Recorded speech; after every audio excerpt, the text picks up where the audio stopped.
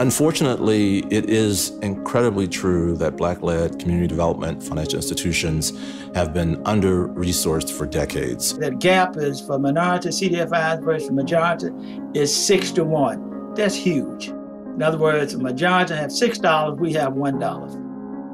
The African American Alliance of CDFI CEOs came together in 2018. And there were initially about 20 of us as Black executives of CDFIs. And we wanted to come together, share knowledge and expertise, learn more about investment opportunities, and really look at ways in which policies could either be modified or created that would help our organizations with growing and expanding, but also provide the type of support that would allow us to better support the communities that we serve.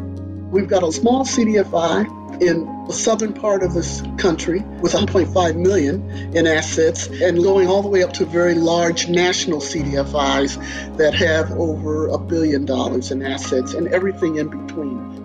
This decades-long underinvesting has forced many of us to not have the resources that we need to hire more people with subject matter expertise in these very technical community development spaces that really drive change and create healthy neighborhoods.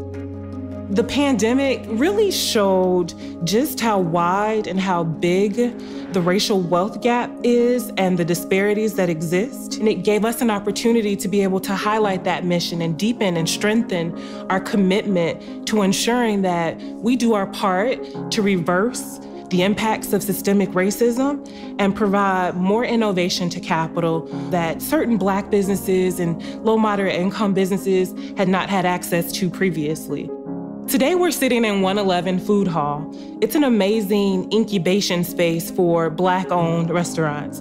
We had some amazing businesses come throughout this food hall and have grown and have expanded to other locations, and that's the success that we want to see. You know, when you think about justice, right, you think about making things right.